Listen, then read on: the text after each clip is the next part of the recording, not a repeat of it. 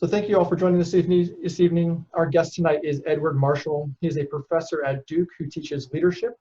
Before he started teaching at Duke in 2016, he led his own collaborative leadership, change consulting, and executive coaching practice for over 35 years, where he worked with Fortune 500 companies like DuPont, Marriott, Microsoft, and Philips, as well as medium-sized and small businesses on 5 continents.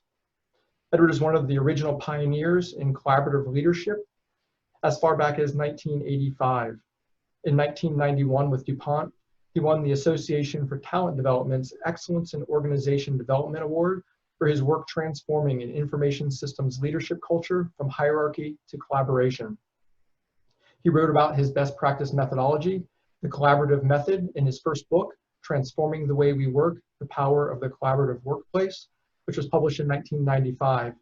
It quickly became a Knight Ridder bestseller. It was on the American Management Association's Member Selection of the Year. In his second book, Building Trust at the Speed of Change, which published in 2000, he focused on what it takes to succeed in collaborative change, character, will, and discipline, which builds trust-based relationships and took another step forward in his understanding of what the new collaboration paradigm is. Now he is publishing his third book, which actually comes out this September 5th, and we are the first group that he has spoken with about it. It's called Leadership's Fourth Evolution, Collaboration for the 21st Century, which presents a comprehensive theory of collaboration and essentially a handbook of practical tools and processes for leaders, teams, and organizations that transform leadership cultures so they build trust, ownership, and respect, and empower people to be their best selves and do their best work. This handbook is a complete replacement for hierarchical leadership. Edward, thank you for being here with us and to help us with this conversation about collaborative leadership in a time of turmoil. My main message here is carpe diem. And what I mean by that is I think we are in a transformative moment.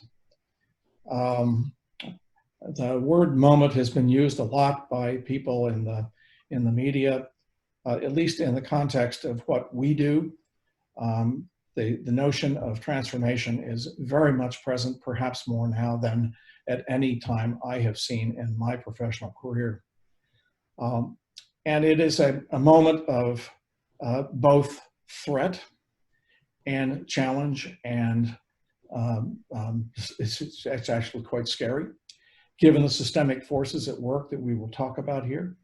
But it is also a moment of hope. And I am choosing hope and optimism and potential for transformative change over the alternative. So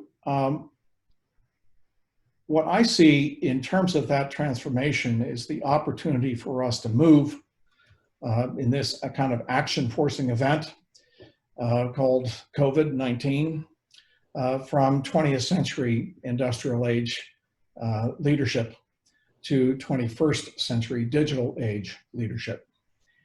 And to use our approach, this shift from power to collaboration, as the opportunity to really address our very complex and systemic changes that we will discuss in a few minutes. I think it's an opportunity for us to create workplaces that are grounded in collaborative principles. And those principles, those core principles that I have written about, are ownership, respect, psychological safety, and trust, without which it's really, really difficult for us to function, particularly in this environment. And then finally, to empower our workforce at the end of the day, to empower our workforces to be their best selves, to do their best work so that they can produce superior results. This sounds like it's a major shift for most company cultures, Edward. How do you see this carpe diem moment in terms of the turmoil that we are facing nationally right now? Well, you know, Ben, when I was first asked to have this conversation back a number of months ago, before the COVID crisis hit in March, I was hoping to have a conversation around the natural evolution that I saw of leadership. You know, we were dealing with, and still are in some respects, but There are more proximate issues. We're dealing with VUCA, volatility, uncertainty, complexity, and ambiguity in this globally interdependent world. And so there was that dynamic. Technological acceleration, up to 1 billion times in the next 30 years, that certainly was going to present some challenges for us all from a leadership perspective. And the rise of the millennial Gen Z generation, whom I teach at Duke. 65% of the workforce in 2025 globally. So that also produces some very significant challenges from an organizational standpoint. So that's what I was hoping we were going to talk about. And then all hell broke loose. We're all familiar with that, and I'm going to summarize it briefly here in a second, but I think the point is that we have now arrived at a very different moment in time. And if you could move to the next slide, I'd appreciate it.